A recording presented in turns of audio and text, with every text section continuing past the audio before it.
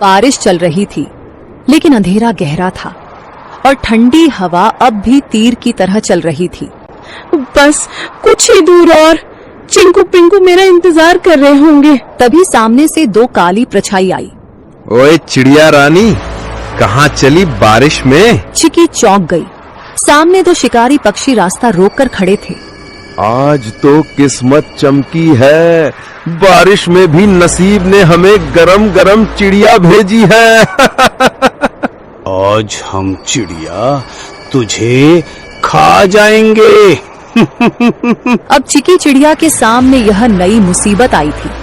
चिड़िया ने सोचा, इस बार में नहीं बच सकती, क्योंकि आज दोनों दरिंदे बदमाश इकट्ठा होकर आए हैं। मुझे आज बल से नहीं परंतु दिमाग से काम लेना होगा। उसके दिमाग में एक आइडिया आया। जब दुश्मन को हराना हो तो उनमें फूट डालो, जिसे दुश्मन की ताकत आदि हो जाती है। तुम दोनों बहादुर शिकारी हो ना, और मुझे खाना चाहते हो ना, परंतु तुम दोनों में से जो सबसे बड़ा शिकारी और सबसे ज्यादा ताकतवर होगा वही मुझे खाएगा। मैं तो सबसे खतरनाक हूँ, पंखों से पंजे तक मौत हूँ, मौत। तेरी औकात नहीं मेरे सामने, मैं तो उड़ते परिंदे गिराता हूँ। तू मुझसे बड़ा शिकारी नहीं हो सकता। तो भेड़ो ना, दिखाओ असली ताकत। मुझे तो वही खा सकता है जो सबसे ताकतवर है। दोनों शिकारी जल उठे। कौवा उड़कर सुल्तान की ओर झपटा। सुल्तान ने पलटवार किया। सबसे पहले मैं तुझे खाऊंगा, फिर इस चिड़िया को। तू खा नहीं पाएगा कालू। दोनों एक दूसरे को नोचते हुए हवा में झगड़ते हुए नीचे गिर पड़े। दोनों की हालत खराब हो गई और बेहोश हो गए। चिकी इसी मौके का फायदा उठाते हुए चुपचाप वहां से जल्दी उड़ते हुए निकल गई। उसके मन में एक ही बात थी, बच्चों तक पहुंचना है, बस अब देर नहीं। चिंकू और पिंकू कांपते हुए बैठे थे। बारिश अब थम चुकी थी, लेकिन डर अब भी घोंसले में था। तभी हवा में एक जानी पहचानी गंध आई।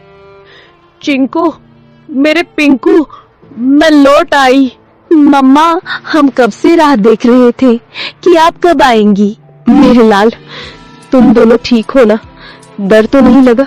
बहुत डर लगा मम्मा, बिजली भी चमक रही थी। चिंकू बार बार बाहर देख रहा था। मैं तो कह रहा था ना जल जाएगा। बेटा, कभी कभी डर जरूरी होता है, लेकिन बहादुरी ये है कि डर के बाद भी टिके रहो। तुम दोनों ने बहादुरी दिखाई। पंखों में छुपाए हुए गेहूं को निकालकर मजेदार खाना बनाया और बच्चों को दिया। बच्चों ने भूख के कारण खाना खा लिया। अगली सुबह बारिश तो रुक चुकी थी, लेकिन घोंसले में सन्नाटा था। सूरज की हल्की रोशनी घोंसले में पड़ी तो चिकी ने देखा, चिंकू एक कोने में पड़ा कांप रहा था। उसकी आंखें आधी खुली थी और शरीर तप रहा था। चिंकू, ओ बेटा, क्या हुआ तुम्हें? मम्मा, बहुत गर्मी लग रही है, पूरा बदन जल रहा है। हे भगवान, बुखार इतनी तेज, अब मैं क्या करूं? मम्मा, चिंकू को क्या हो गया? ये तो बोल भी नहीं पा रहा है ठीक से। चिकी ने खुद को संभालने की कोशिश की, लेकिन उसकी आंखों में आंसू भर आए। तू ठीक हो जाएगा बेटा, मम्मा यही है, कुछ करेगी, कुछ जरूर करेगी। उसने चिंकू को अपने पंखों में लपेट लिया। दिन भर वो उसके पास बैठी रही। चिंकू को साल भी दे दी। अगली सुबह जैसे ही सूरज निकला, टुनी को पिंकू की हल्की खांसी सुनाई दी। मम्मा, मुझे भी कुछ अजीब लग रहा है, सर भारी है। नहीं, अब तू भी? ये क्या हो रहा है मेरे बच्चों को? हे भगवान, मैंने कौन सा पाप किया? भूख मिटाने चली तो बारिश आई, बारिश में निकली तो शिकारी आए, और शिकारी से बचकर आई तो अब ये बुखार। क्या मेरी ममता की परीक्षा ले रहे हो तुम? पिंकू और चिंकू दोनों अब मम्मा के पंखों के बीच पड़े कराह रहे थे।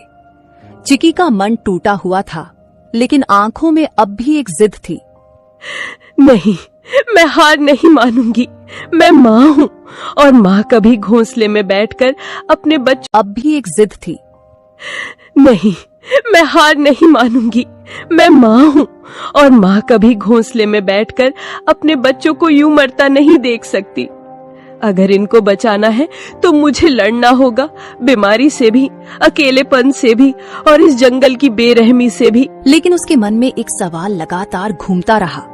क्या ये कल सुबह मेरी। बिना वक्त गवाए दोनों उड़ चले। जंगल के भीतर झाड़ियों के पीछे एक पुराना सा बिल था। बाहर लगे बोर्ड पर लाल निशान से पता चल गया, यही डॉक्टर का घर है। डॉक्टर साहब, जल्दी बाहर आइए। एक माँ के बच्चे बीमार हैं, बहुत बुरे हाल में हैं। कुछ पल बाद डॉक्टर चिंटू बाहर आए। कितने दिनों से बीमार है? 2 दिन से, लेकिन रात में हालत और बिगड़ गई। ले चलो मुझे, मैं खुद देखूंगा। कुछ देर में तीनों घोंसले पर पहुंचे। डॉक्टर ने बच्चों को चेक कर लिया। ये साधारण बुखार नहीं है, ये वायरल है। बच्चों के शरीर में लड़ने की ताकत नहीं बची है। तो क्या ये मर जाएंगे? मैं कुछ नहीं कह सकता।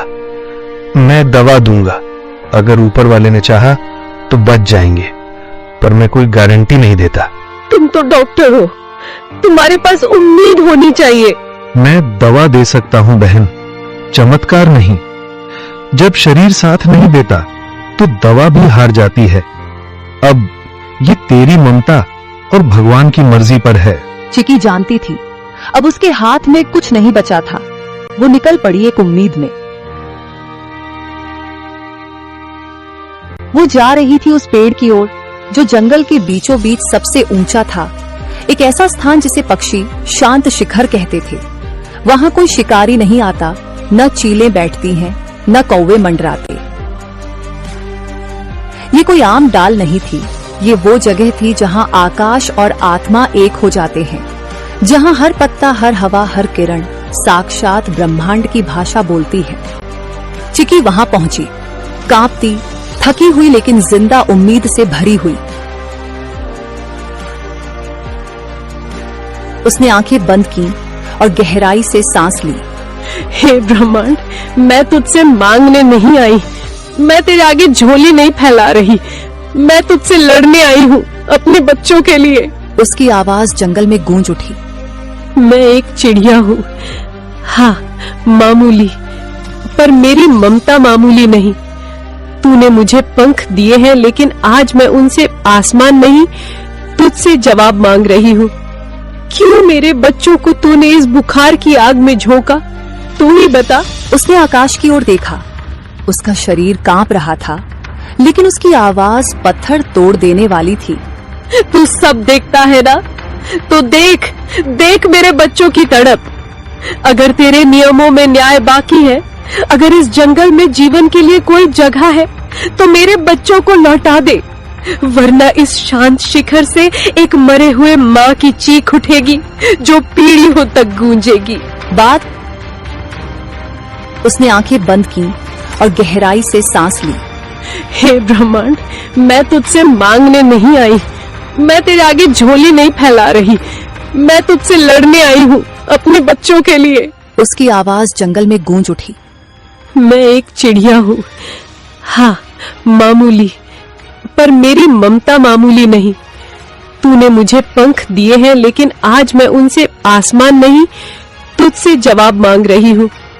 क्यों मेरे बच्चों को तूने इस बुखार की आग में झोंका? तू ही बता। उसने आकाश की ओर देखा। उसका शरीर कांप रहा था, लेकिन उसकी आवाज पत्थर तोड़ देने वाली थी। तू सब देखता है ना, तो देख, देख मेरे बच्चों की तड़प। अगर तेरे नियमों में न्याय बाकी है, अगर इस जंगल में जीवन के लिए कोई जगह है, तो मेरे बच्चों को लौटा दे, वरना इस शांत शिखर से एक मरे हुए माँ की चीख उठेगी जो पीढ़ियों तक गूंजेगी। बाद में चिकी जिस पेड़ पर बैठी हुई थी, वह पेड़ बोलने लगा। जाओ, अब देखो,